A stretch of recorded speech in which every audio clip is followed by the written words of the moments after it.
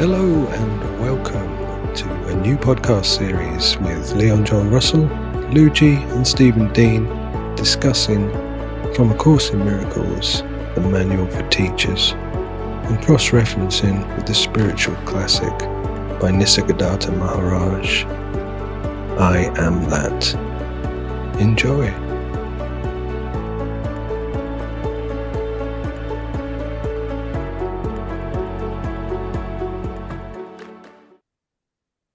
Guys, good to see you. How are you? It's good to see you, my friends. Hey, Leon. Hi, Yeah. Steve. How are you all? All good. All good in Africa. All good in England. All shipshape here in Texas.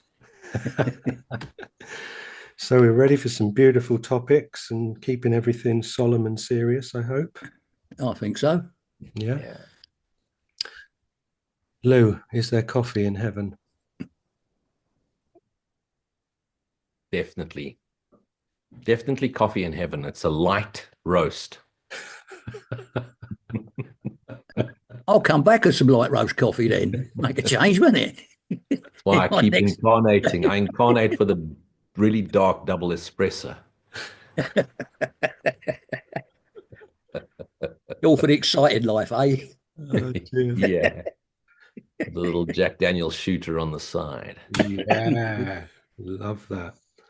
Mm. And speaking of honesty,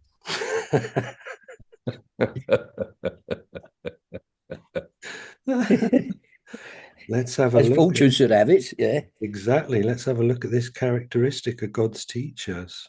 Honesty. All other traits of God's teachers rest on trust. Once that has been achieved, the others cannot fail to follow. Only the trusting can afford honesty, for only they see its value. Honesty does not apply only to what you say. The term actually means consistency. There's nothing you say that contradicts what you think or do. No thought opposes any other thought.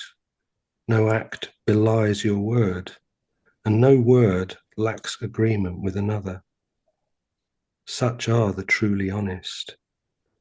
At no level are they in conflict with themselves.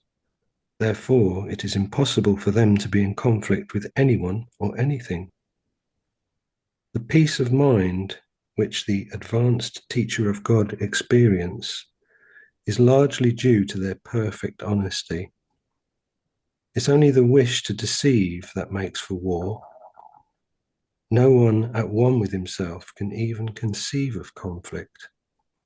Conflict is the inevitable result of self-deception, and self-deception is dishonesty. There's no challenge to a teacher of God. Challenge implies doubt, and the trust on which God's teachers rest secure makes doubt impossible. Therefore, they can only succeed. In this, as in all things, they are honest. They can only succeed because they never do their will alone. They choose for all mankind, for all the world and all things in it, for the unchanging and unchangeable beyond appearances, and for the Son of God and his Creator. How could they not succeed? They choose in perfect honesty, sure of their choice as of themselves. Who wants to jump in with that? Well, talking about honesty, when I first come across the course, like I was introduced to it some 15 years ago now, like I said before, after reading about a few paragraphs, I didn't understand truly what I was reading, but I knew I had to learn it and I knew I had to teach it, right? And that was an honesty with myself. I knew I had to do that. Now, even though I wasn't sure what I even had to teach or share, I prefer to say share these days, you know what I mean? Like, so teaching. As I moved through the book, I realised how honest I had to be with myself. I would have first of all realised I had no past. Now, getting myself to grasp that I had no past was relatively easy compared to grasping that nobody else had any past either. Because then you realise, oh, wait a minute, if they've got no past, I've got no past. I've got to be honest with myself. They have no past, and anything you've got, anything you may hold about them, any of the tiniest little grudge years back or anything like that you think's okay, you've got to get rid of that.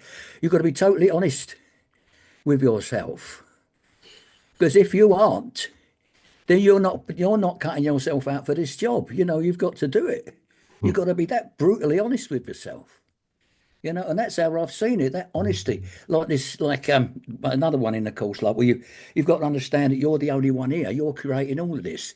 And you think about, what about all these horrible politicians and all this sort of thing? How can I be creating them? Have you ever seen them?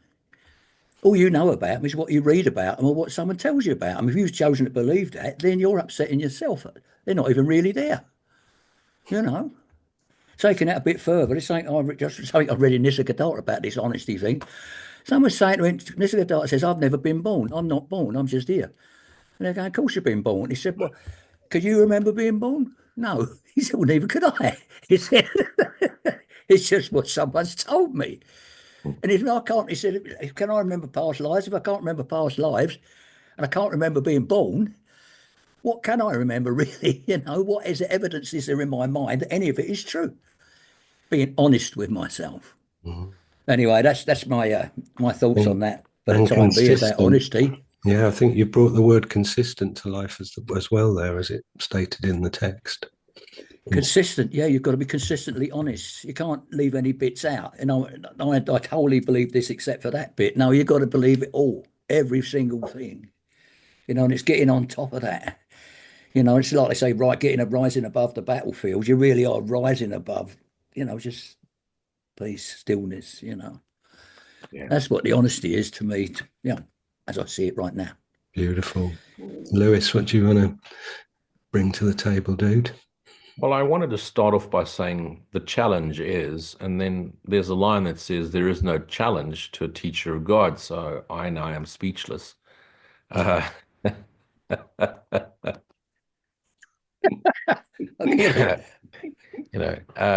I don't consider myself a teacher for God or of God.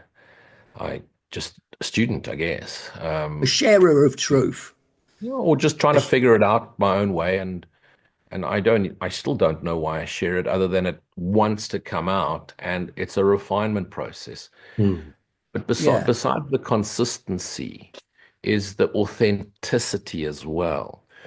And if you're just completely honest with self, it means that you can then be, if you can be honest with self, you can be honest with everybody else. And we all think we know something, and the more we study in all the academia, we've learned and I've read thousands of books and studied, I have various degrees and doctorates and so forth. And then, you've got all this knowledge, but the knowledge of the world is not the gnosis. It's not the divine knowing, because there's no real knowledge. It's just a knowing. It's an all-encompassing knowing.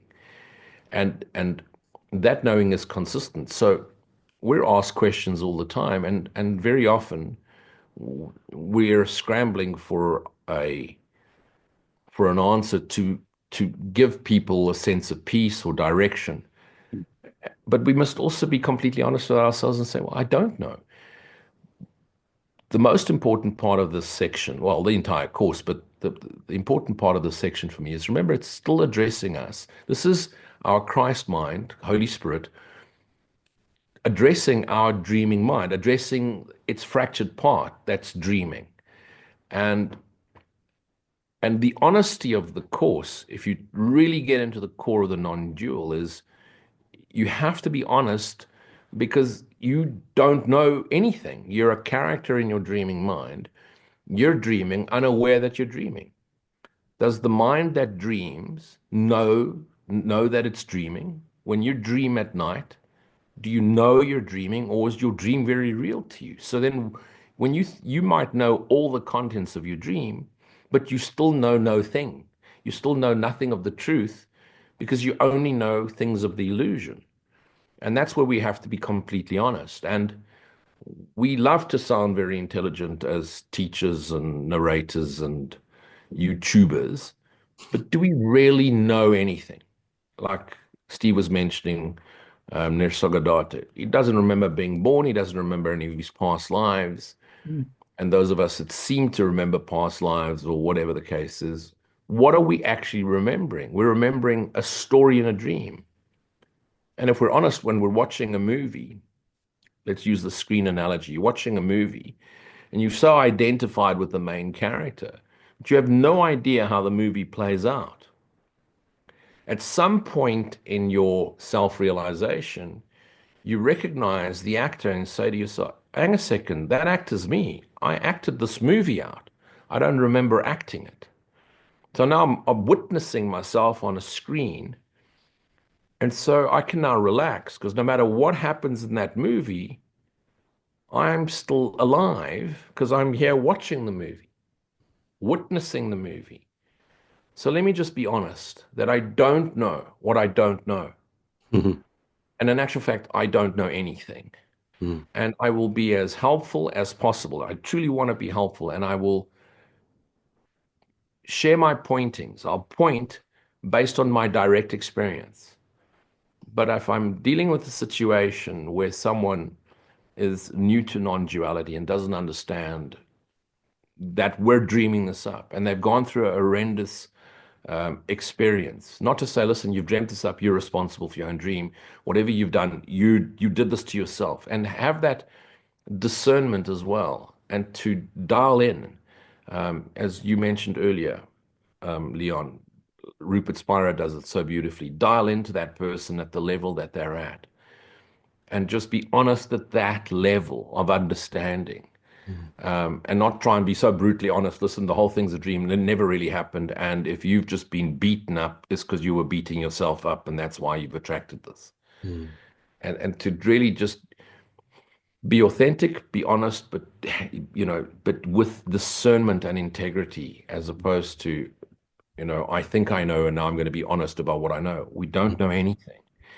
And that's the greatest honesty we can give ourselves. And that is the challenge. It's a challenge. Yeah, Yeah, beautiful. What I'm getting from listening to you guys as well is like, and from the passage itself, is all these things are total, aren't they? They're not partial. We're given a number of examples of how honesty can be applied, but it's not partial. It's complete and it's total. And if you go back to that beautiful thing in the course where it says, "I do not know what anything is for," it's kind of echoing what you're saying, Lou, as well. It's like it's something that can extinguish this vantage point that you could put yourself in and go, me, stuff I know, blah, blah, blah.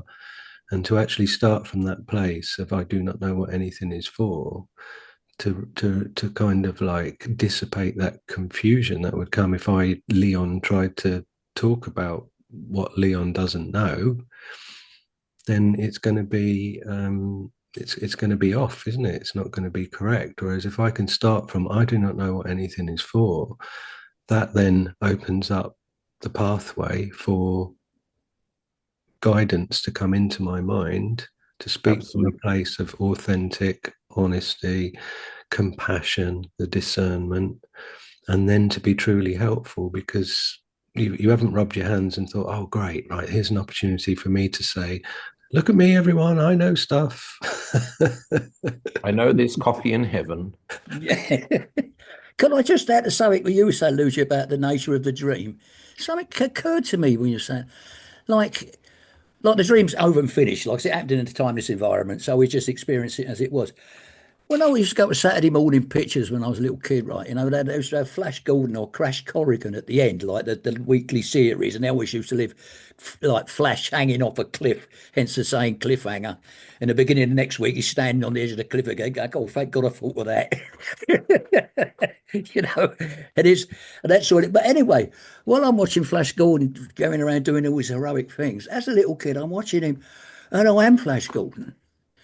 I'm enjoying Flash Gordon. I'm becoming Flash Gordon as this little kid, right? And when it ends, that's the end of Flash Gordon. But now this is what I'm doing the same thing here. I'm projecting myself onto everything around me, my idea of what's going on, and I'm enjoying it because I think it's what's happening. But actually, nothing's happening at all except what I think's happening. Like with Flash Gordon, I perceive Flash's emotions, but really, I ain't got a clue what Flash is doing. He isn't even real. He's just an image on a screen, same as I really. Anyway, Yeah. that's what occurred to me while you were talking, Lou. Brilliant. Inspiration. Cheers, mate. Yeah. And what Leon said also triggered something for me, and actually it was very subtly implied in what he was saying is with the honesty comes a vulnerability. Totally vulnerable, totally open. I don't know. And that's when Holy Spirit speaks through us in the most beautiful way, because you get presented with the question. Let's say I get a parenting question, my children this, my children that. I haven't got a cooking clue what to do with children. I can only eat one at a time. And I have no idea how to guide parents on their children. And that's when I, in total honesty, surrender and total vulnerability and Holy Spirit, I don't know, show me another way to see this. Now, at the ultimate level, top rung of Ken's ladder, it's easy. The answer is easy. You're dreaming all of this up, and God has given you a process called forgiveness in order to remember that you're dreaming. And through the forgiveness, you realize none of this is real, and so it never really happened. So that's an easy bypassing answer, right? At the top rung of the ladder, that's the truth. But when someone's struggling with something on a day-to-day basis and they haven't understood non-duality or new to the course, how do you answer them? And very often I have no idea how to answer. And so that's when I admit to self, and I don't know. Holy Spirit, guide me through this one. And very often I find myself, most often, in actual fact, I find the answer coming through me. And if I listen back to my YouTube video the next week before posting it, I'm astounded at the answer that came through me that I had no clue. Nice. So that's what happens when we're honest. Holy Spirit says, okay, so you're honest and you've gotten out of the way. Yeah. And you've asked me for guidance, and you're wanting to serve your brothers, knowing they're all part of yourself. So you've gotten out of the way, and I'll do it for you. And it always is such a beautiful, direct experience of grace flowing through us.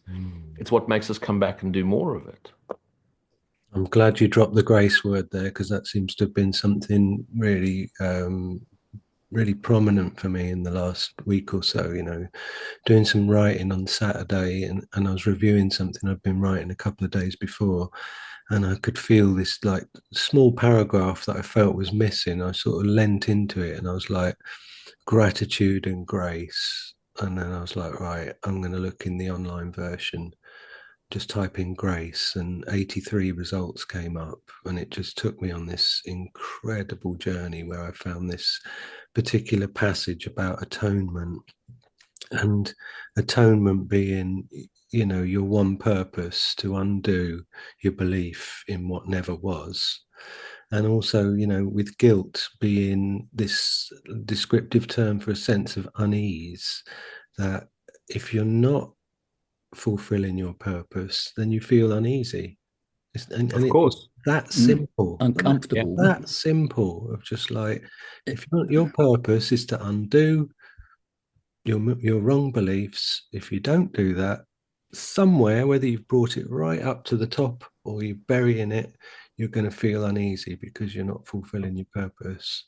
And that unease intensifies, and that's the anxiety most people live with. Yeah.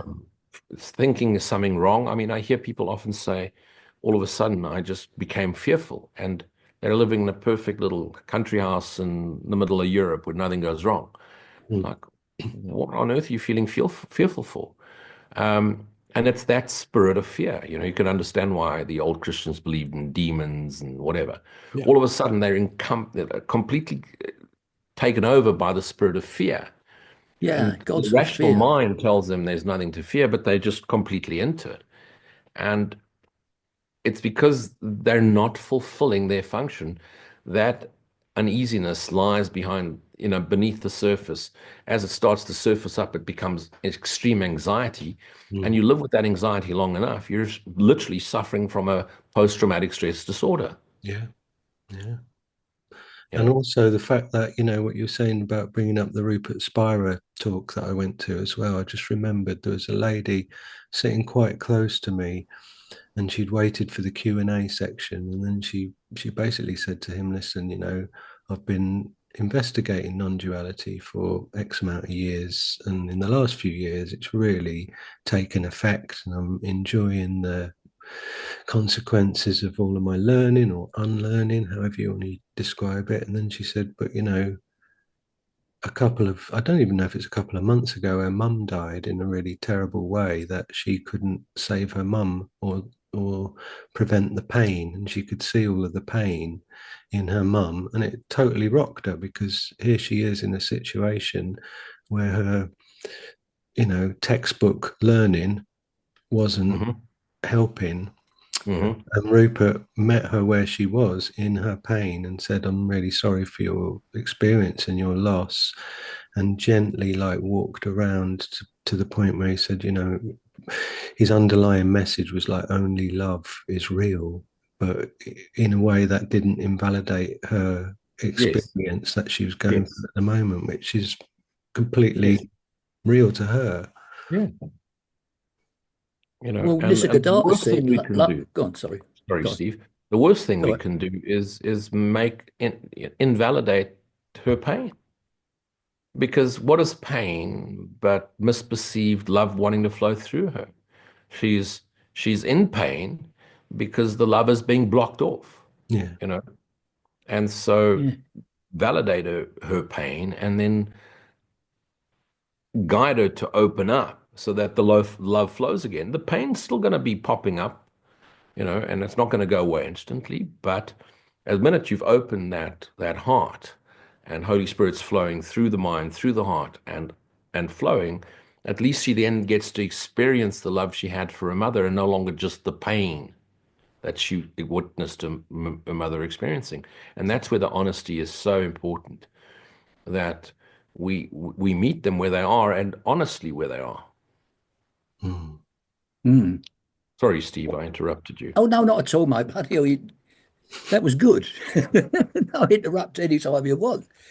I saw that, and there's a Gadara again. Someone asked him a question like, you keep saying pain and pleasure are the same. They're not, and love and sorrow. How could love and sorrow be the same? And he said, I'm just telling you they are, and you won't understand that until you actually wake up. Anyway, a little while ago, well, basically that's what he says. A little while ago, I watched one of them stream survival programs, Alone it's called, where they put people in the middle of nowhere, right, with a few things like a bow and arrow or something like this to survive. And anyway, it was Alone Australia, and they put them in these god awful. No, not Australian one, was it? I think it was Canada. Yeah, they put them in this middle of nowhere, and they had to go fishing. They could hardly catch anything, and they're all dropping out one by one. Come and get me! I can't catch nothing. I can't catch any animals. Anyway, it's won by a woman, but the point is, she won because she become one with it's brilliant how she did it. But anyway, she's on her own in the middle of nowhere, sitting around her fire, and she's kept her chin up all the time, right, all the way through it. She's been smiling and really getting on with it. She's no moaning, no complaining, just getting on with it.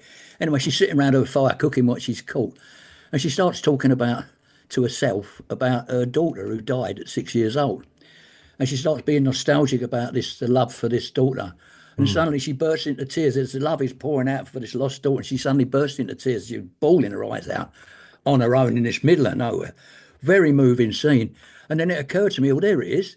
Love and sorrow are one. And there it is before my bleeding eyes, Demonstrate before my eyes, love and sorrow as one. Thank you. And it can only exist like that in this existence. It was a heartbreaking scene, but that was true love and true sorrow. Well, true as it can be in this existence. And it touched you too, Steve. It did touch me. Because when we choose to do this, I mean, I don't know of any course teachers or spiritual teachers that do it for fame and notoriety. Even if they still struggling with ego identification, matters not. The minute you choose to go and help others or be of service or share your understanding, which is what I do, I'm just sharing my understanding. I don't think I'm helping anyone, but it is reinforcing it for myself. It's that wonderful line that says, we choose for all mankind. Now, when we may completely be choosing wrong, I'm sure our Christian forefathers just before the Crusades thought they were doing the right thing, and look at that disaster. But I believe it's the intention of your heart. And if you really choose to serve, you are choosing in your most honest way what you believe believe or know, is for the good of everyone. Now, you may be wrong, but if your heart is pure and you really think you're doing it for all of mankind, then you will be led and the grace of God will direct you. I'm certain of that.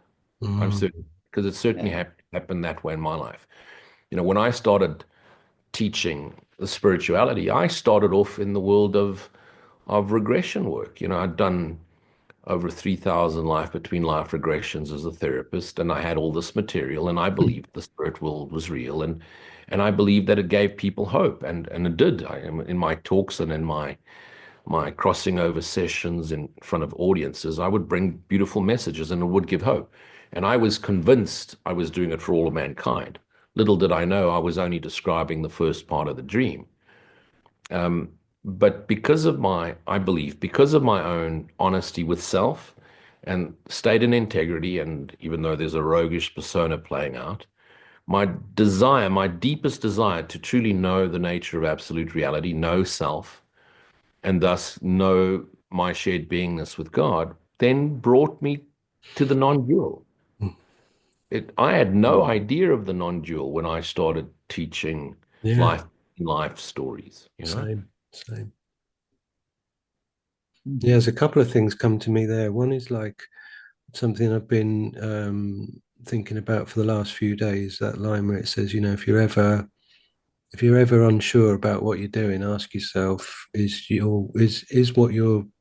it in line with my will, kind of thing, from the Course. And it's like, if your intention's in line with the will of Christ-minded awareness, then boom, you're good. And also I'm thinking a lot lately about the different applications of let all things be exactly as they are. And your initial straightforward path to that, as you work through the course material, might be, well, I let all things be exactly as they are. None of this is real. Only love exists. Blah blah blah. Unity, non-duality. Da da da. Great, obviously, but equally, if there's sadness, if there's pain, if there's suffering, if there's confusion, if anything jarring, anything that you're out of stride for a little bit, you see somebody else in bits for whatever reason, that same thing applies. I let all things be exactly as they are. If sadness comes up in me, sadness comes up in me, and it will subside at some point when it's played out. I don't dive in and try and fix that sadness, because that's not letting all things be exactly as they are. And it's not something that you go to straight away, in a sense of like applying that idea to what could be coined negative. Sure. Very much so. If you never experienced sadness, you never truly understand happiness, would you? Not in this existence. If your life was your life was happy all the time, you wouldn't have no concept of what sadness was anyway. Yeah. You have to, the positive and negative, they work alongside each other, like the older yin and yang thing, like the blue and black and white thing with the black and white ball inside. Like evil needs a little bit of good and good needs a little bit of evil to create the balance. I think people get tied up in like trying to fix things, as we could say, fixing the dream, fixing elements of the dream. It's like, oh my God. Yeah, I know. I'm sad. Oh no, I'm sad. Right. I've got to get rid of this sadness. I've got to correct it because I've been studying and I read this and I watched that and blah, blah, blah. It's like, there's sadness. Let all things be exactly as they are. It's just identification. You can watch the sadness without diving right into it. And sometimes you might dive right, you might pull you right in, but just let all things be exactly as they are. And if you're not sure, ask and let them be. In other words, witness without identifying, witness without attachment, witness without outcome. Literally witness. And you're not going to stop your thoughts, you're not going to stop your feelings, you're not going to stop your emotions, you're not going to stop your perceptions. But when it's not bringing you into the awareness of present moment peace, then let them be as they are. Well, Honesty. that's the thing about being vigilant for God, isn't it? Yeah. Like the ego always jump. We live in the ego's world, and he's going to. Somebody says something mildly upsetting or something that you don't like. Before he jumps in, you get come back at you. You know what I mean? And then you deal with it from a more sensible, kindly point of view. Understand why they're saying that. There must be something wrong in their world. If Yeah. I'm deciding, if I'm angry, it's because I'm deciding I don't like that. So I've made a decision to be angry. I can decide not to be angry and say, well, what's the matter? Think what's causing them to be like that? Mm. It's to be vigilant for God, be vigilant for kind, be vigilant for God. Yeah. God in the sense of kindness and understanding. Yeah. If somebody's upset with you, it's not because you've done something, it's because they're upset and they're projecting it onto you. Mm-hmm. You can either accept the projection and get angry yourself, or you can resist it and say, can we talk about this? Yeah. Yeah. Does it say as well in the course, ask, what's that line about? Don't ask to be forgiven because you've already forgiven. Ask to be taught how to. Um, I can't bring that. I know what you mean. I ask only to. Let me pull it up. I've got it right To be here. yourself knowingly, to be Right. to be Ask the not ask yeah. not to be forgiven, for this has already been accomplished. Ask rather to learn how to forgive and to restore what always was to your unforgiving mind. Yes. Honesty. One of my current favorite non-dual teachers is Candace Denver, and Yeah, I watched a few of those things. This is good. and she's got this beautiful way of saying it's just happiness in awareness, anger in awareness, sadness in awareness. It's all happening in awareness. The awareness is unchanged. The screen is unchanged, untouched by whatever characters appear and disappear on it. Mm. And just to bring ourselves honestly back to that knowing, because that's the only thing we can know. Present moment awareness. I am, and even the I am is going to fade. But here we are. And if we can just bear witness, knowing that none of the thoughts are ours, none of the feelings, emotions, perceptions, and just abide in that, the healing takes place. I know because I worked so hard on my shadows. I am, after all, Batman, and I have a lot of shadows. And years and years of mental masturbation trying to get rid of shadows. And they would just resurface in a different disguise, a different superhero outfit. And when I learned to abide and rest as awareness, the slate got cleaned for me purely through my willingness, but not because of my willingness, but because of God's grace. God's grace did the work. My willingness was allowing me to allow myself to be healed. And wow, I mean, I like that. that's not humbling. What is? You've got all those degrees and so forth and so forth, and you've traveled the world and you know everything, and you run big companies, and yet you cannot get rid of your anger. Let me show you how. Be still. Just be still. Let me do the cleaning.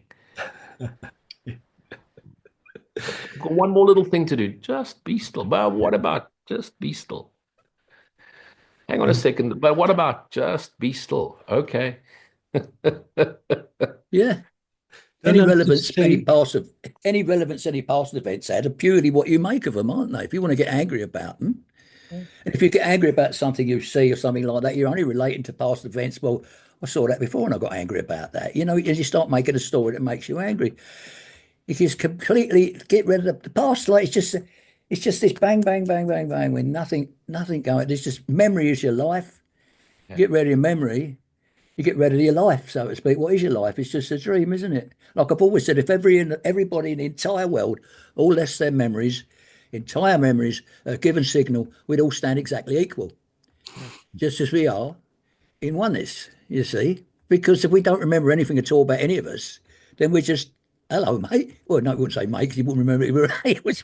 But you just be that, you'd be as born. Yeah, well, it If we says in the take all that, course. remove all that memory, every single one of us will be as born. Yeah. And as you said earlier, if you're not vigilant, we're like alcoholics. Anger, sadness, happy, escapism, all the Yeah. emotional field, all the sensations, feelings, emotions, thoughts.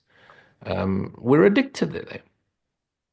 And unless we're vigilant, and you listen to Carol Howe, who's such a phenomenal teacher, healer, um, and Carol, talks about our formative years and the programming and the scarring that's done at the young. And now you're going to spend the rest of your adult life, the rest of your life, working through that, thinking you're going to fix it. And then at some stage, we surrender and we realize, oh, all I need to do is realize this never happened.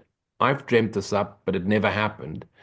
I've dreamt of a spaceless place divided by time and matter, and it never happened.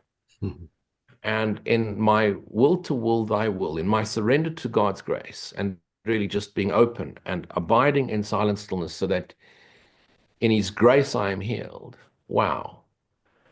But for the rest of your life, I mean, you've now literally, you've got a radio, and you don't choose what radio stations are broadcasting and what's playing out in the radio waves, but you can choose which station to dial into and the volume that you want to listen to it.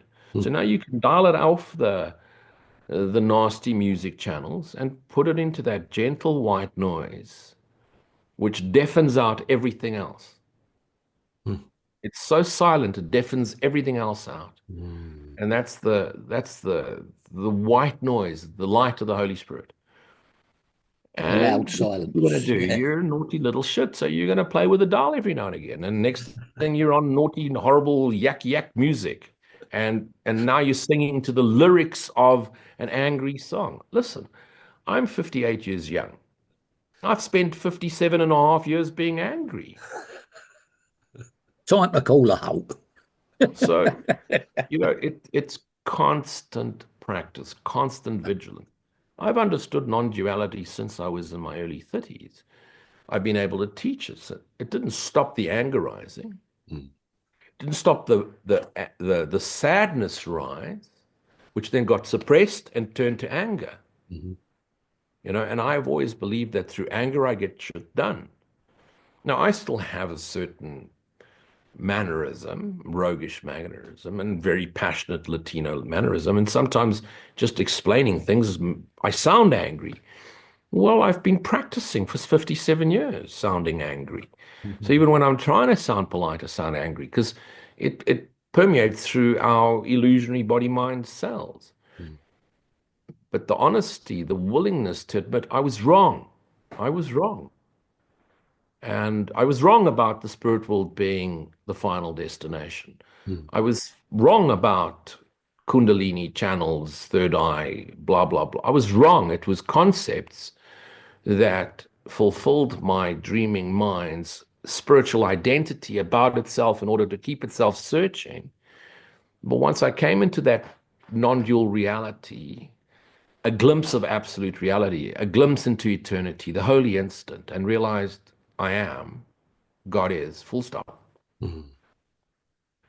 Then I was able to turn inward. And not only had I turned inward into the church, I went to the tabernacle beyond the altar and just abided in silent stillness in the grace and glory of my Father. And then it was revealed. But you wake up the next morning and you get into the car and you have to remain vigilant. Ego is not going to give up. Not going to give up. It's going to tempt you. It's going to find whatever it's going to trigger you on. And, it's going to find the cutest little kitten you can, and someone's going to do something nasty to that little kitten, and you're going to want to put that Batman outfit back on and go and beat the bejesus out of them. Because you can.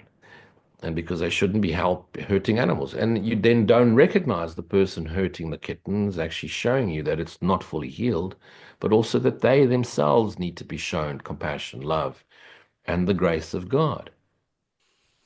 The ego is very devious in those matters. Like it says, he'll find all sorts of ways. Like it says, the ego has a great storehouse of things to tell you about, to wind you up. Which reminds me, there's something to do with those Akashic records, so-called, this great storehouse that the ego's got to take things out. Yeah. Isn't it? Why not? Yeah. It's just another name for his storehouse, I suppose. Well, it's true, like, when I get these thoughts stuffed into your mind, you haven't even thought anything to lead up to these thoughts. And these thoughts just attack you out of the blue, like it says, these attack thoughts. Where are they coming from? You hadn't thought them up. They've been apparently something. A part of you in the astral is receiving these thoughts, and they're just upsetting you all the time. Up night just talk. It's the astral is a dream. It's part of the dream. And I don't want to get into the NDE thing like that, but that's where they go. They just move. Only the body dies. The mind doesn't die. The mind just moves into another. It doesn't move straight to oneness. It just moves into the astral and thinks it's already in heaven. Where it gets conned into all sorts of things, as far as I can see. But if you learn what the course teaches you, you can bypass all that because you know that it's still in the dream. Absolutely. And that's what I've been teaching lately. Bypass the whole damn thing and go straight home. That's it. Dissolve any identity, no more desire for any of this, and return yourself wholly to God. That's right, because otherwise you're just coming round and round and round, back again, back again, back again, because it's all just part of the dream. I mean, we have this concept of time where time doesn't even really exist. We think, if I've been reincarnated hundreds of times, I must have been here thousands and thousands of years, but you don't even remember what happened on Tuesday last week. So what does it matter, about what happened thousands of years ago? It's reincarnation, Yeah. So it just really doesn't matter at all. It's just part of this ongoing dream that if you stop and think about it, well, where's the rest of the dream, like I did last week and what I did a month ago, and when I was born, where's all that gone? Once I leave here, it's all gone for good. No one else knows about it, and I'm not sure about it myself. And to add to that, Steve, this comes to the core fundamental fear of everybody. It's that idea that when that body dies, if you're spiritual, then you're going to go to the spirit world and you're going to meet all your friends, and there's a whole lot of souls and Jesus. That's it. And hold on, you said there was coffee earlier. Up there. And coffee, and that's what coffee there and light roast. Light roast. But why wouldn't the ego take appropriation of reincarnated the concept of heaven? Yeah. And then our greatest fear, and why the ego so cleverly tricks us with that, and yes, it's real in the dream, but it's not true, okay, in absolute reality, is because our greatest fear is never having existed as these individuals at all.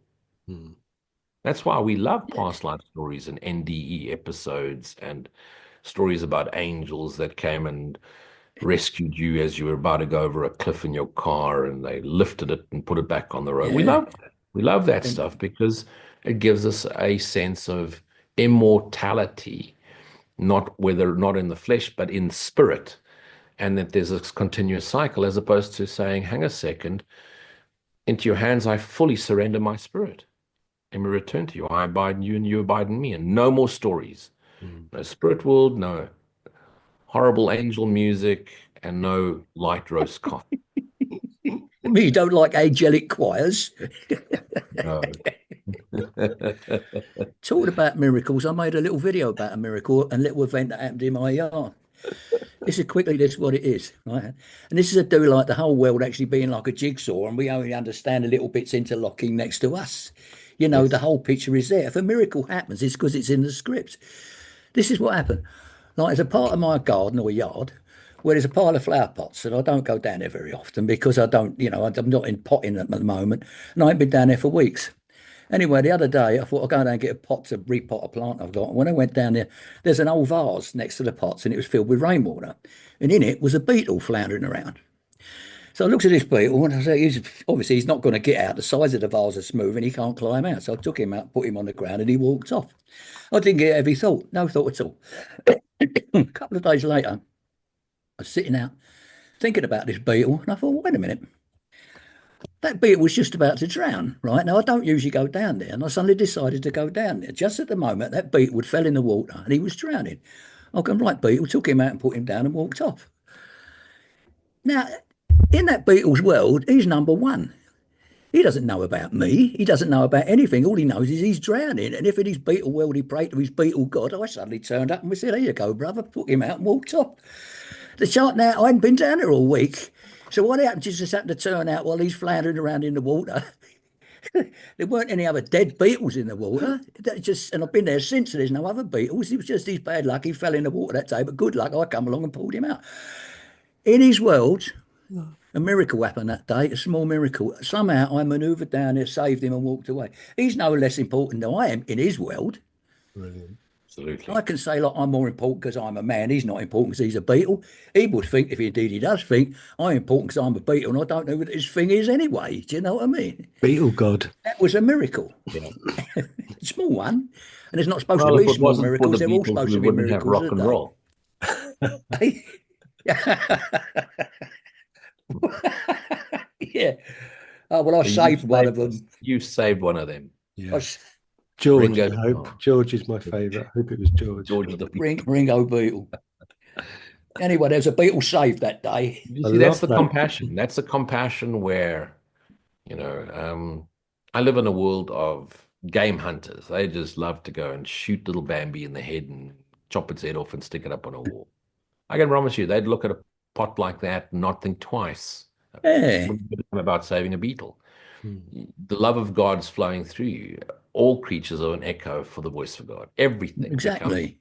Yeah. I can't just rinse the sink without making sure the ants are out. Yeah, of course. And then I can get onto a motorcycle and drive like a bat out of hell and eat the meatloaf. But there's a part now that takes all living beings into consideration. It's connected to all of it. When did that change? I don't know. But I am blessed for it. I feel grace through it. Reminds me of that true story that was made into a film about the two German mountaineers who went and got caught in Tibet, didn't they? Just before. Yeah, Brad Pitt was in one of them. Brad Pitt was one of them. Yeah, he ended up teaching the current Dalai Lama. And his friend was a very proficient civil engineer, wasn't he? Yeah, I remember it. Yeah. So they started sorting out like irrigation and things like that, which was going okay for about 20 minutes until digging in the soil uncovered like loads of worms. I remember that scene. Yeah. We can't dig here. There's earthworm. So then it all got like they had a debate, didn't they? And next thing you know, there's like a party assigned to like gently going through all the soil and putting all the worms to one side in case they were somebody's grandmother in a previous life. Amazing. What was that film called? 7 Years in Tibet? Is that the one we're talking about? Yeah, it's a beautiful book. The book's beautiful, but yeah, that film's sweet. Let's have a look at tolerance while we're in the flow. God's teachers do not judge. To judge is to be dishonest. For to judge is to assume a position you do not have. Judgment without self-deception is impossible. Judgment implies that you have been deceived in your brothers. How, then, could you not have been deceived in yourself? Judgment implies a lack of trust, and trust remains the bedrock of the teacher of God's whole thought system. Let this be lost, and all his learning goes. Without judgment are all things equally acceptable, for who could judge otherwise? Without judgment are all men brothers, for who is there who stands apart? Judgment destroys honesty and shatters trust. No teacher of God can judge and hope to learn. It's quite interesting that the word tolerance is the descriptive term for that paragraph, because it doesn't get used, and yet obviously clearly it's all about tolerance. Well, you just tolerate instead of judging. You just tolerate. It's just put up with it, basically, in so many words, but tolerate it in a way that you understand that it isn't as it appears. Yeah, because tolerance, if you used it in the worldly, like you just said, put up with it. It's not that, so to speak. Yeah, that's got some sort of energetic leaning where you are actually doing something. I'm tolerating. It's like there's another interpretation, isn't there, of tolerance? Yeah. Lou, are you feeling strength? strength, isn't it? Tolerance, really. Well, think To of it. tolerate is to stand something, be strong about it. You know, it has its broader meaning. Because there's a certain sense of frustration or agitation when you're tolerating someone. Because you know, why use the word tolerate if you just loved it or enjoyed it, you know? You tolerate it when, okay, I'll put up with this. But one of the things we need to learn, if we're truly honest with ourselves, is we don't know what anything's for. Script's written, and we don't know what it's going to look like in the next scene. We don't know what our next thought's going to be. We don't know what our next feeling's going to be, our next emotion. We don't know what's going to happen. No. And so we don't know anything. So how can we judge anything if you can't possibly know anything? All we know is, now in this non-dual understanding, is that I'm dreaming this up. And so if I'm judging others, I'm actually just judging myself because I've dreamt them up too. Yeah. We had this conversation a few weeks ago about teachers that, you know, mislead students. It's so easy. It was so easy for me to judge that and take them on and call them out on it. But what am I doing? If that specific teacher, through his or her style of teaching, is leading others to the course and enlightening out and helping others, or diving them into darkness so they have to force themselves out, everything is already scripted. Yep. So now I'm actually judging God and the Holy Spirit for scripting us out of the dream in that specific sequence as if I know better. Yeah, good one. And so if I'm totally brutally honest with myself in my new non-dual understanding, then I have to be tolerant no matter how frustrated I feel when I see what I think is good or bad or right or wrong, because I don't know. And so be tolerant. Does it mean that you would allow someone to harm you? Of course not. Does it mean that you just tolerate someone harming a children or a child or animals? Or of course not. You will act from a place of loving compassion, and often loving compassion is also very protective. But when you're watching people go about traffic, politicians, you just have to step back and go, okay, you know, when it comes to the day to vote, I'll vote with my integrity and my honesty, if you want to do that, and just allow people to be themselves. And you don't know what the agenda is, and you may think you do, but just tolerate it and do not, again, vigilant. No, thank you. And you know, got Jesus in the Garden of Gethsemane when the devil tempted him. No, thank you. Get behind me, Satan. Get behind me, ego. Get behind me, thoughts. Let me tolerate this because I've done this unto myself. I've dreamt up all these plays. I've dreamt up all these characters with all their stories so that I could like certain stories and dislike other stories and judge those and like those. Yeah. Don't know. So I have to step back vigilantly, gracefully, and just be aware with tolerance. Yeah, I mean, that completely expands upon judgment implies that you have been deceived in your brothers. How then could you not have been deceived in yourself? Precisely, yes. Yeah. And I've just pulled up the dictionary meaning of tolerance so we can look at that. The ability or willingness to tolerate the existence of opinions or behavior that one dislikes or disagrees with. Yeah.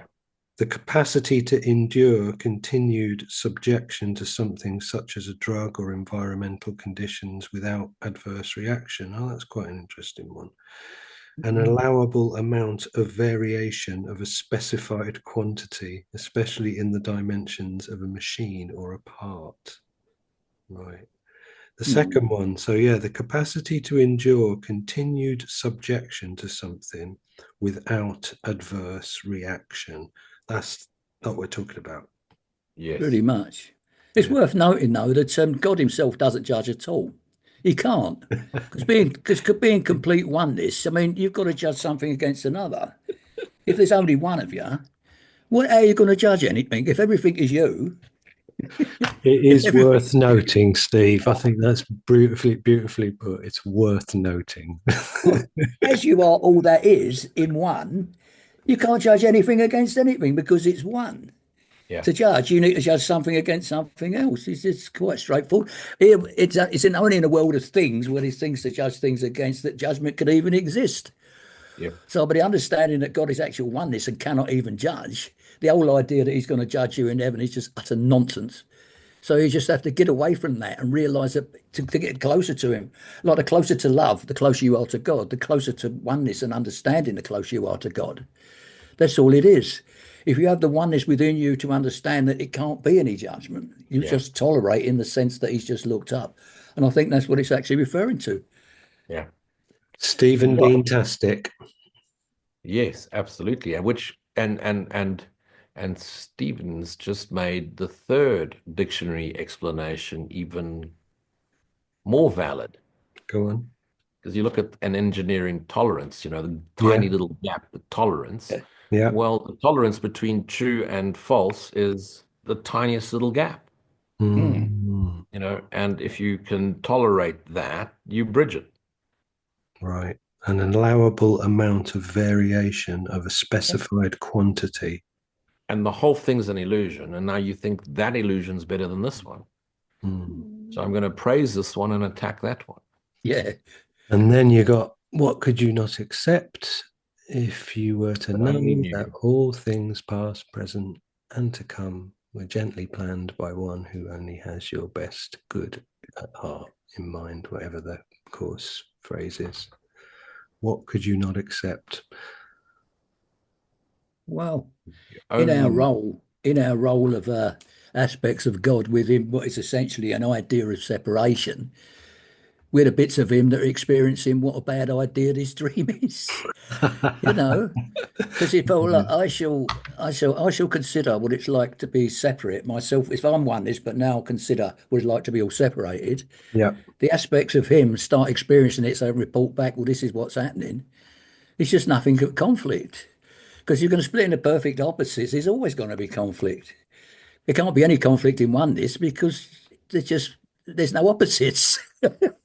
It's just straightforward stuff, really. So one consciousness has told itself that it's taken on many, many forms. A sense of unease becomes buried or brought to the light. It's born from a memory that flashed across the sky of the mind, disappearing as it appeared. Long since vanished, the memory plays on loop as though it's happening now. This dream of separation fades, and the dawning of oneness becomes visible above the horizon. Consciousness merges into awareness, and the thought of many, many forms is not present. There is nothing to say and no thought to speak of. Where's that from? That's something that came through my body mind at the weekend. Oh, right. Well, it's a good one. I'll take that. If Stephen Dean says it's a good one, I'll have that. I'll have that in writing. You can email that to me. I'll send you an email. Yeah. I've got the Stephen Dean stamp. Right, let's have a look at gentleness. One of my favorites. Harm is impossible for God's teachers. They can neither harm nor be harmed. Harm is the outcome of judgment. It's the dishonest act that follows a dishonest thought. It's a verdict of guilt upon a brother and therefore on oneself. It's the end of peace and the denial of learning. It demonstrates the absence of God's curriculum and its replacement by insanity. No teacher of God but must learn, and fairly early in his training, that harmfulness completely obliterates his function from his awareness. It will make him confused, fearful, angry, and suspicious. It will make the Holy Spirit's lessons impossible to learn. Nor can God's teacher be heard at all, except by those who realize that harm can actually achieve nothing. No gain can come of it. Therefore, God's teachers are wholly gentle. They need the strength of gentleness, for it is in this that the function of salvation becomes easy. To those who would do harm, it is impossible. To those to whom harm has no meaning, it is merely natural. What choice but this has meaning to the sane? Who chooses hell when he perceives a way to heaven? And who would choose the weakness that must come from harm in place of the unfailing, all-encompassing, and limitless strength of gentleness? The might of God's teachers lies in their gentleness, for they have understood their evil thoughts came neither from God's Son nor his Creator. Thus did they join their thoughts with him who is their source, and so their will, which always was his own, is free to be itself. Now there's picking ants out of the sink in the kitchen, picking beetles out of the vase in the garden, and separating worms from the soil in the It's just loving, isn't it? It's just love, really, and compassion. If God's teachers are It's wholly also gentle. saying that even when you think you've harmed something, you've done nothing. It was your dream. True.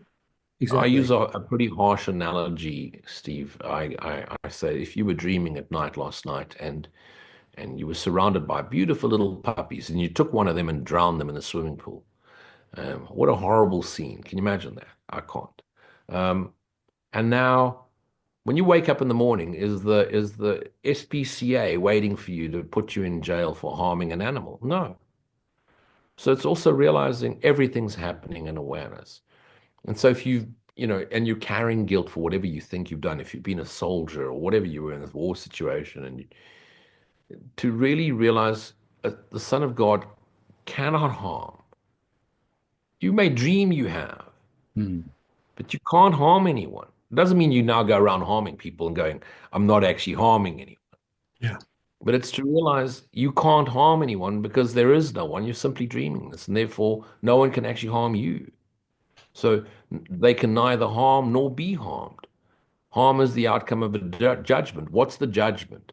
It's a judgment that this world is real and that you're a body and that you can hurt others and be hurt by others. You cannot. That's what the real gentleness means, is recognizing it's all love. Now, how do I demonstrate it? This is a realm of demonstration. We could have chosen to go to the Palladians, where it's a shoo-dee-doo-wah, kumbaya, act as a tree, flow as a river, planet. And everybody's just lispy, spiritual indigo in color. Well, we came to a plane of demonstration. Yeah, we have to demonstrate the love of God, the grace of God, the light of Christ flowing through us, the compassion of the Christ, our right mind itself, our true self, who is the love of God. But we have to start by recognizing no matter what I've done, never happened. I haven't harmed anybody. And therefore I cannot be harmed. And which also goes hand in hand with that wonderful saying, I trust my brothers who are one with me. Yeah. No one's going to go out and harm me. That was a massive lesson for me. And it's a dishonest act that follows a dishonest thought. And what's the dishonest thought? So you're thinking harmful thoughts about others, and then you feel defensive because you think they're thinking the same thing about you. Steve told us that story last week of the guy with the hammer that asked him for $10, and Steve didn't see a threat. Stephen just said, "No, thanks. I don't know you. I'm not giving you money." The point is, Steve didn't see him as someone who was a threat. He wasn't thinking threatening thoughts, so he didn't imagine a threat coming his way. And that's the true verdict of guilt upon another, is the recognition I've done this to myself, but it's never really happened. So I've never harmed anyone, and therefore I cannot be harmed. Even if my body is killed, crucified, burnt alive, never happened. I am is not harmed. The awareness of awareness I am, the love of God I am, is not harmed. The characters in my dreams, of which I seem to be a character, may seem to be harmed and may seem to do harm, but it's all happening in awareness. So it never really happened. Like, but if you dream, So that's a very go on. important part of the message too. It's not just talking about being, I mean, let's take our wonderful brother, Keith Kavanaugh. I can imagine him as a character. I can imagine he would be truly gentle. I think you, Leon, are very gentle. I think Steve's a little bit more roguish, but nowhere near my rogue level, right? Teach him the way. Gentleness took an I'll effort. catch up with you. Yeah. Gentleness took an effort. Yeah. But it's become more and more of my way. It is gently and gradually transforming my nature. Whereas some people, you just mentioned, Rupert, are just naturally gentle. Keith is naturally gentle. You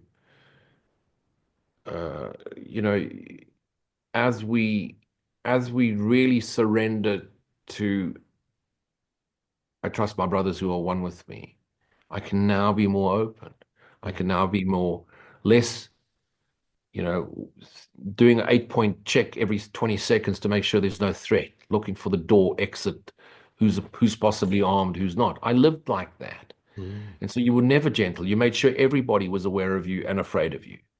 Because that way you stayed safe, because you didn't believe anybody, was trustworthy, and you believed everybody else was going to harm you. I lived like that for years. I was raised like that, and so it took true willingness and true surrender to experience that grace of God, which allowed me to still releasing that no more threat. Yeah, the Son of God cannot be harmed. I am the Holy Son of God. You put into context earlier the PTSD thing, which I think was a really accessible and valuable way of thinking about it. And if you combine that with what Steve was saying, and also is one of Steve's drivers, if you like, about their no past for all of us. If you put those two things together, you've got no past, and yet the thing that makes you fall into the memory of the past can be the PTSD. There's a very clear handle there. And then if we also bring in something that you, Lou, have of one of your drivers, which is like, why can't you remember God? Because God's not in the past. This is present moment awareness, and the Holy Spirit is the golden thread that keeps us connected to the memory of perfect oneness, which is the state that we all come from when we're connected to our source, and our source is God, and God is love. And something that I found sort of percolating listening to you both was like, it's almost like a lot of what we're saying, when you're saying about demonstrating, to teach is to demonstrate, and let all things be exactly as they are, and then to be vigilant only for God and his kingdom. I trust my brothers who are one with me.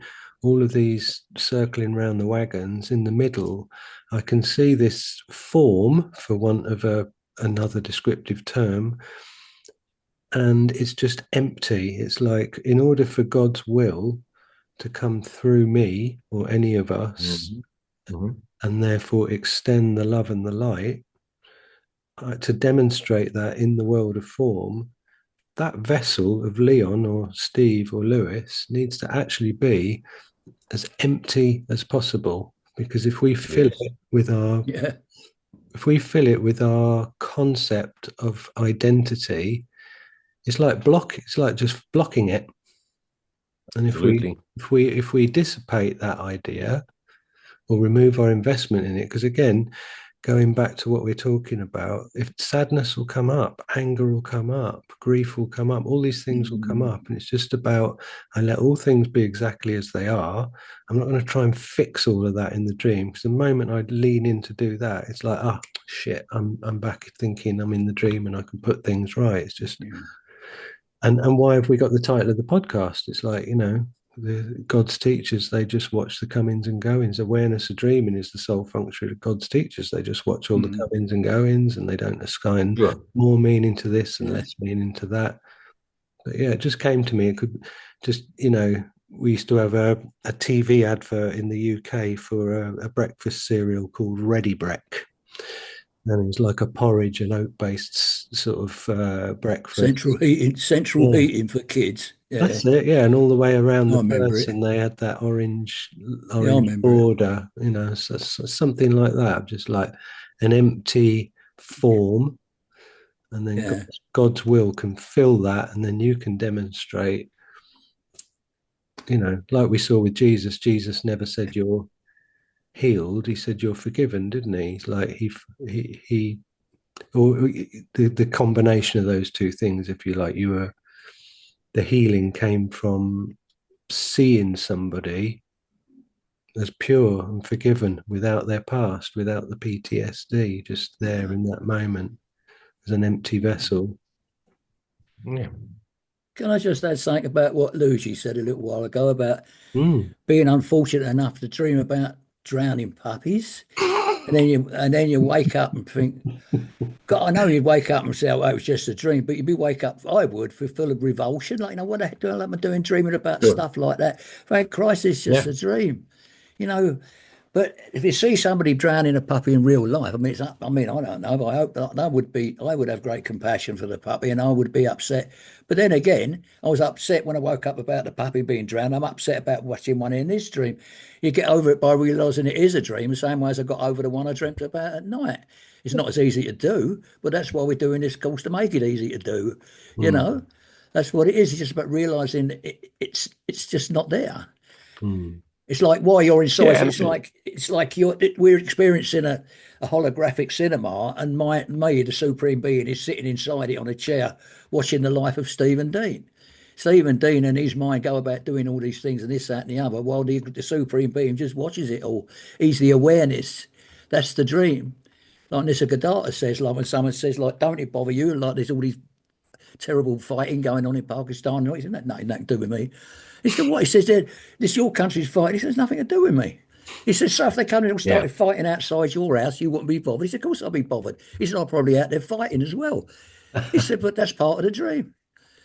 He said, it's just part of the dream. He said, if I had to be out there fighting, and it was in the dream. He said, I know that I know inside me, okay, when it's over, whatever's happened to me, all right.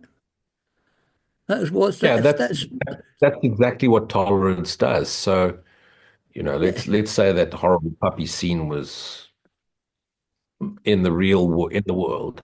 20 years ago, I would have rescued the puppy and probably drowned whoever was trying to harm the puppy. Right. Yeah. Today, I'd rescue the puppy with compassion for the person who was doing it, because I'd realize there's a problem there too. Yeah. It's a larger problem. How do I help how do I help someone who's so trapped in their own delusion that they want to they need help. That's the difference now. The compassion doesn't just go to the puppy, because why was it just going to the puppy? Because I was identifying with the victim, the puppy. Now I'm identifying with both victim and perpetrator, because I realize it's all me and none of it's me. So the compassion goes out to both. That's what tolerance has done. That's what the grace of God has done. That's what the willingness to be vigilant only for the kingdom of heaven has done. It's brought about tolerance for the perpetrator too. And gentleness. It doesn't mean, you just don't let them, gentleness and the tolerance that allows the gentleness to flow. But straddling the two as well, understanding the metaphysics, understanding the origin, the source, blah, blah, blah. But being be in this world, but not of this world. But that beautiful line, they need the strength of gentleness, the strength of gentleness. That leapt out. The way of the empty hand, Aikido, martial arts, any martial art that has trained and used chi will know what I'm talking about. And that gentleness can be so powerful. And when you walk into a room and you feel a negative energy or tense energy, and you walk in with total gentle confidence, you dissipate the whole energy through the strength of gentle confidence. I've experienced it. I know it's true. Yeah, because I suppose if we do use that simplification of like everything's either an expression of love or a call for love, we all know really instinctively, should we say, that noise and bravado is smoke and mirrors. It's fear. If someone can be nailed to a cross and say, "Forgive them, Father, they know not what they do." Is that strength, or is it like with the Life of Brian, where the guy's going, "I'm gonna fucking get you. You wait till I get off this cross. I'm gonna fucking have you." They made such Well, a great in point. that situation, you could see his gentleness did serve him right. We wouldn't no point in hanging up there saying, "Oh, because I'm going to get you when I get down from here." It's just his gentleness accepted it. I mean, from That's what I can understand, he was sort of he separated himself from it and just yeah. watched himself. I mean, all that I don't know if it's true or not. I can't know, but he stood it. But the He just knew. strength of gentleness that's Yeah, the demonstration, isn't it, in Christian? Um, Yeah. But the might of God's teachers lies in their gentleness, for they have yeah, understood their evil thoughts, their imaginings, the world yes, mm, came neither from God's Son mm, nor his creator. It came from a dreaming mind. It came from what dreaming mind? It came yeah, from a dream of fear, separation, guilt, mm, yeah, and which isn't true. mm, So nothing. Thus did they join their thoughts with him who is their source, the thought of love, the extension of love. And so their will, which always was his own, God's will to will thy will, is free to be itself. And what is itself? It's gentle, it's tolerant, it's honest, the power lies in its total authenticity of being here now and giving all of itself in the most compassionate way it knows how. mm. It's such a beautiful course. Wow. It certainly is. And just in terms of like, in terms of experiential, practical toolkit kind of energy, something that I've been adapting only like what day are we on? Jesus, this is like 5 days in, and it's something that I've just been experimenting with, running along with all the other stuff that I do. Is from the Angelo DeLullo book that I'm reading at the moment, called "Awake, It's Your Turn," and the thing whack-a-mole. yeah, Yeah. yeah, yeah, So I kind of use that in my mind as like symbolism, and he basically offers you like a perspective to have 4 steps to a process. So one would be to sit down, relax, and to like hear the noise. So I was doing this in the kitchen, so I could hear the clock ticking, I could hear the fridge humming, and people chatting next door, and whatever was going on outside. Acclimatize yourself with all of the sounds of what's going on. Step one. Step two, check your body, a kind of thing, to see if you're storing any tension anywhere. Make sure you're properly relaxed as you're sitting. And then step three, look at the space in your mind and watch a thought arise. And with the whack-a-mole thing, from me, it was like, up, thought. And then step four would be to then maybe go back to step one and just go, right, listen to the room, check your body, thought, listen to the room, check your body, thought. But step four then comes into effect, which is then all of a sudden you're poised like that, just going, thought, okay. And that might be thought, because we have like 70,000 thoughts a day. It's going to be quick fire. But what comes around is like you're starting to open up the gap between the thoughts. Because how are you starting to identify the thoughts? Because they're resting on the silent substrate of no thought.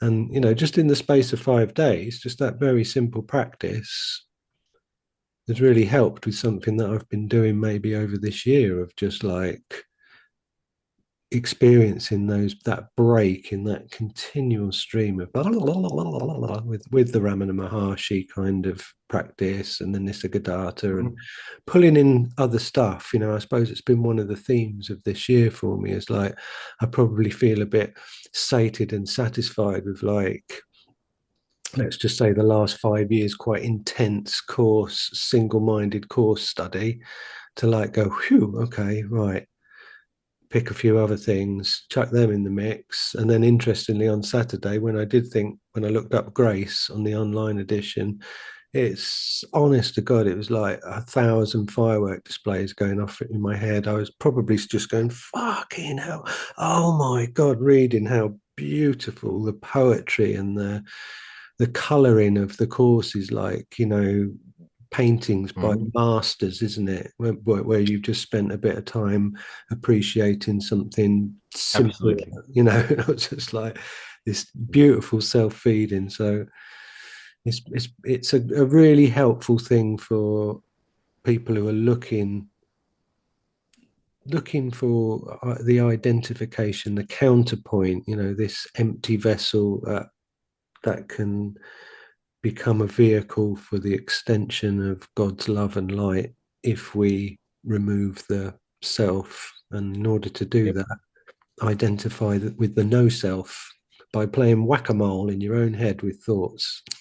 Well, that is very. I like that. I did a Vipassana walking meditation. I'm sorry to hear that. Did you wipe afterwards? Vipassana. Yeah, I'm all right now. I did this Vipassana walking I meditation. hope you wiped properly afterwards, Steve. I did. I had to carry on walking. It's a Vipassana walking meditation. Right? Walking meditation. I did this for 3 days and then I woke up. And then I fell asleep again a couple of days later. But I woke up after 3 days of this. They woke me up at 3 o'clock in the morning with a gong outside the store hut you was in. Anyway, how it works, right? It's really similar to that. You just stand up and you fix yourself on a point 10 feet away or something like that. Keep your eyes open. You don't walk. You don't do this with your eyes shut. You'd be crashing into stuff. You know what I mean? So you stand, you go, preparing to walk. Then you start walking. Right foot goes thus. You do this in your head, or you can say it. Right foot goes thus. Left foot goes thus. Right foot goes thus. Left foot goes thus. And you look at this thing in front of you. As soon as you start thinking about something, you go thinking, stopping. Then you stop. You go preparing to walk. Then right foot goes thus. Left foot goes thus. And you go backwards and forwards. Keeping stopping yourself thinking. Go thinking. Then you stop and start again and stop again. If you do that 3 days running, you wake up. I know you do because that happened to me. It was at a kung fu school the people organising it had rented a kung fu school near Pai in Thailand, and I just happened to be there and I bumped into a bloke who was organising it and he asked me if I wanted to do it. It was good. I mean, I just got right into it. It was you don't do the walking all the time. You do the standard for 15 minutes for standard and then 15 minutes walking. And then, the first one is like a bow. It's like a technique, getting down and bowing and getting down like that. You do this 3 times. You describe your move every time. Kneeling down, preparing to move forward, moving back. You describe your movements all the time. Then you stop and do the walking. Then you stop and do your conventional meditation. Breathing in, breathing out, breathing in, breathing out. And then outside any of those disciplines, as soon as you start thinking, you go thinking, stopping. Then you start again. That was this Vipassana meditation that I learned there it was only a 3 days course, but halfway through the 3rd day, I was sitting in the arena. There's only me and one other person doing it because there's some cock up with their administration. And she was doing it outside her straw hut. I was doing it in the fighting arena. And I suddenly woke up in the middle of it. And I woke up, when I say woke up, I suddenly realised everything around me was absolutely lovely and I didn't need to do anything else. Wow. And I just went down and sat aside my straw hut and just the rest of the day just looking around thinking how beautiful everything was. It was a real Eckhart Tolle moment, I can't say I woke up completely, but suddenly I saw everything as distinctly beautiful and that's all I see. That's all I could see. Yeah. It was wonderful. And it lasted for a couple of days before reality, the illusion took hold of me again, Sure. But that's the full-on that's the holy instance. So that's when there is no you to get it completely. There's just the getting of it. There's just the knowing of it. And then, of course, the ego thoughts come back. But now you have a beautiful inward direction to what that is, because you've now experienced it directly. Yeah. So you also have the authority to speak of it because it's been a direct experience for you, not something you read in a book or watched in a movie. And that's the vital expression offering of a teacher for God, was having gone through it, you're now able to guide others to the similar experience. You can't take them there, but you can point them there. But through that Vipassana meditation, one of the things that's happening is it's forcing you to go quiet. It's forcing you to really listen to the silent stillness between the notes, between the thoughts, the gaps, until the gaps become wider and wider and wider, and all there is the spaciousness of awareness, fully prevalent in your awareness. And you'll never lose that, Steve. It'll be with you because it is, it's the real you. I know it. I know it. I've been there. Because I haven't gone back to it since. I don't know. There's no need to go back to it. You already Not now really. know. I'm nothing bothered. I'm not afraid of anything, and nothing bothers me. You know what I mean? I don't think about fear. I mean, I look at the news or whatever. I do ho hum, same old stuff. I don't. Yeah. It's all in a world opposite to the world, God's world of love. It's about a world of fear, isn't it? It keeps trying to make you fearful all the time. Just ignore it. And it'll go Yeah, the away. beauty of this, though, is having had the direct experience, whether it be a glimpse or, I'm having these present moment awareness episodes that are lasting longer and longer. My discipline time, my meditation, discipline, contemplation, prayer, and communication is now almost 5 hours every morning. And having those 5 hours are now stretching into 18 hours until I go back to sleep, in the evening. And the glimpses of getting caught by thought, anger, resentment, frustration are just less and less. And if it happens, you catch it so quickly and you realize these are not my feelings, thoughts, emotions, sensations. I'm the witness of all of this. And that's the beauty. That's the true beauty of the gentleness of this divine truth that flows through us. And when mind goes quiet, the strength of gentleness, the strength of silence comes out. Forever grateful to this course. No, me too. Every day I thank God. Every day I'm thankful for my life. I'm so grateful for being here.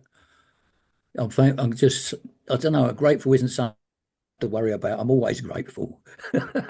Just all the time, every day. I'm just think of it. I just love Beautiful this. practice. Yeah. I thank you. I thank you.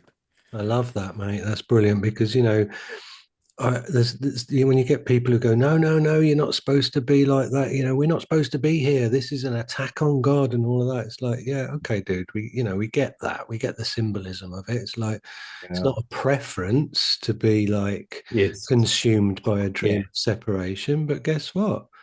You can actually bring. What did we read last week? Where it said it can be fully reflected. The peace of heaven can be fully reflected in the dream. It's like, well, why couldn't it be? So, beautiful. But I find those teachers that we did this to observe the power of God and really get upset about it, and let's not love anything in this world because none of it is real. That type of teacher. In their past life, they were that grumpy minister, with a horrible wife that lived in the middle of the desert and while being hunted by Apache Indians. And that hell and damnation is the only way they felt good about themselves. So when they reincarnated as a Course in Miracles teacher, they still preaching hell and damnation. No, nothing's to be enjoyed. None of it's real. You can't enjoy a sunset. It's just pollution. It's not true. There's no such thing as love. You cannot say, I love you. It's an incorrect way of saying it. Wow. Does that make you truly happy? Because to me, it doesn't really feel like you're jiving with the love vibe, man. Nah. The ones that love to tell you how terribly Jesus suffered on the cross and they nailed him, and they love that. They love that the Chosen, that whole Chosen series, because it gets them all rallied up, and there's a character that looks a lot like the imagined idol Jesus. And we Yeah. can get all emotional and then just, how cruel the world was. The world punished and killed Jesus. We're the innocent ones. We follow in his steps. But everybody else is to blame, those horrible Roman soldiers and those horrible. And hey, step out of it, Holy Son of God. You but dream this. You but travel in dreams through a time that's never existed to a place that you've never left, only to recognize you're still in your Father's kingdom. Mm.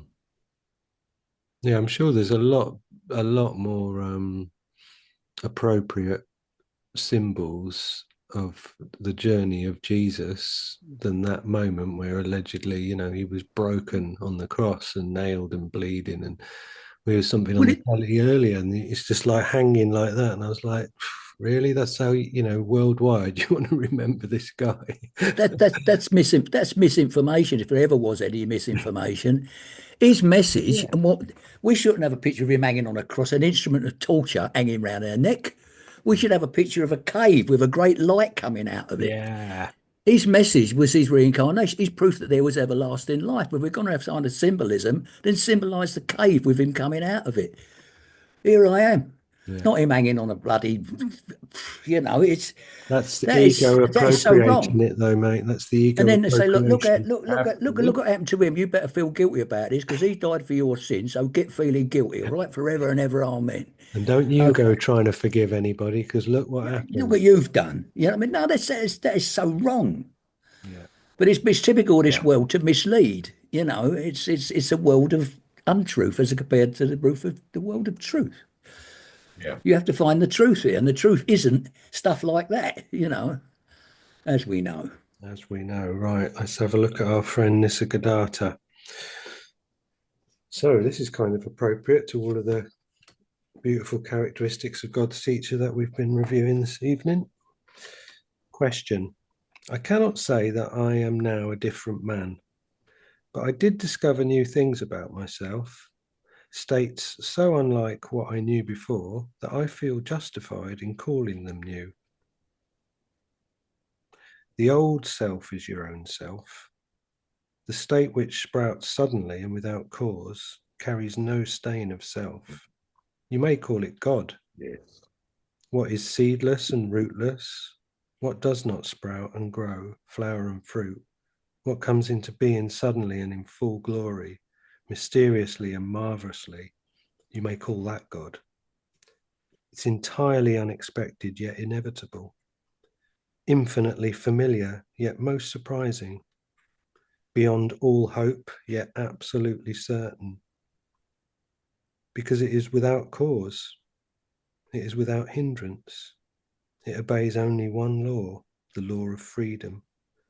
Anything that implies a continuity, a sequence, a passing from stage to stage cannot be real. There's no progress in reality. It's final, perfect, unrelated. How can I bring it about? You can do nothing to bring it about, but you can avoid creating obstacles. Watch your mind, how it comes into being, how it operates. As you watch your mind, you discover yourself as the watcher. When you stand motionless, only watching, you discover yourself as the light behind the watcher. The source of light is dark. Unknown is the source of knowledge. That source alone is. Go back to that source and abide there. It's neither in the sky nor in the all-pervading ether. God is all that is great and wonderful. I am nothing. I have nothing, can do nothing, yet all comes out of me. The source is me. The root, the origin is me. When reality explodes in you, you may call it experience of God, or rather, it is God experiencing you. God knows you when you know yourself. Reality is not the result of a process, it's an explosion. It's definitely beyond the mind. But all you can do is to know your mind well. Not that the mind will help you, but by knowing your mind, you may avoid your mind disabling you. You have to be very alert, or else your mind will play false with you. It's like watching a thief. Not that you expect anything from a thief, but you do not want to be robbed. In the same way, you get a lot of attention to the mind without expecting anything from it. Nice reading. Beautiful. I like that bit about, like, you're not experiencing God, it's God experiencing you. Yeah. I mean, that's, I underlined, God knows you when you know yourself. I was like, well, yourself is him, isn't it? There's only one self. Yeah, and you can reverse that. And when you know yourself, you know God. yeah. Yeah, Because it's the so shared straightforward, as self. all of his stuff. So it's so Yeah. precise and to the point, Mm-hmm. Indivisible shared self. So when you know yourself, you know the Lord God of you being Lord God. Yeah. And God, when God knows you, when you know yourself, God knows you, obviously, because the And then self you is know the God. Son. Yes, You realise exactly. you are one with him, so that you can't know him better than knowing that you're one with him, because he's one. That's it's self is self. There's only one self. Self is self. There's only one self. There we That's go. it. Self is self. It's only one self. The only time you say it, it's still just self. So does that mean that self is selfish? Well, it's a self. It's sort of selfish, Self is not selfish. Yeah. Yeah, it's a bit like a self. It's selfish, but it's not really the self. Yes. Thinking Brilliant. only of yourself. That's a different definition of self, though, isn't it? Like we say, it's selfish, wanting everything. I don't know. I Yeah. suppose you could twist that, wanting everything for yourself, wanting to realise everything is What a- one. You could use it that way, though it's not the Yeah. obvious use, the obvious definition. Or we can just go down a rabbit hole and try and find 20 other explanations. Yeah. Like I say, And write a I new always say we've only got words, only got words to describe the indescribable. So just Yeah. self's a good one. Yeah. Yeah. So here's the title for the next book. The self is selfish. Only The wants self. God and nothing else. Yeah, we can sell a few thousand copies of that. And where was my quote from that was pertinent to Steve the other day? Was it a Charlie Mingus? Oh yeah, that was good. Charlie Mingus was a bass player, when he upright bass player. Charlie Mingus, jazz man. Any fool can get complicated, wasn't it? It takes a genius to keep it simple. Simple, yeah. Is it something like Anybody can make the complicated. No, anybody can make the complicated. No, that's anyone it. can make the simple complicated, but very few can make the complicated simple. That was it. Yeah. Yeah, that's straight out of the Advaita Vedanta. There's that verse that says, Yeah. Well, the in the meme he said it was quoted to Charlie Mingus. Okay, Obviously, well, Charlie Mingus Mingus knew his stuff. Maybe he studied Advaita. Yeah. Well, I mean, it's there, and it's the clarity is the sage takes the complicated and makes it simple to understand. The fool takes the simple and complicates the hell out of it, and then gets trapped by his own complication. Why don't we also transfer that to the Holy Spirit and the ego? Absolutely, same thing. Yeah, the Holy Spirit takes the simple and takes the complicated and makes it simple. Makes it simple. Yeah. The ego takes the simple and makes it complicated. Yeah. To sum up, yeah. Wow, beautiful. Fantastic. It is. Call this a wrap for tonight. Yeah. Unless you want to do some chanting or something. Do you want to do some chanting to finish? Yeah, I generally chant as I sleep. It's called snoring. It's getting a bit late your end, isn't it? Yeah. Yeah. I will just tell you this brilliant story before we go. I worked on this house conversion, and there was a labourer there, and we were talking about music and stuff, and it got on to him being a pot smoker. I don't know if he was still smoking pot at the time, but he told me a story from his past. And him and his mate went and sat down by the seafront, by the beach, in their car, and they had the windows rolled down so they could hear the waves. And they had a great big joint, like a massive spliff that they were smoking and passing to each other. And as they started to get high, one of them starts thinking, "Oh, right, and then the other ones go, "Oh, okay, and then like the two of them are sitting there together, stoned out of their minds, going, this harmony together."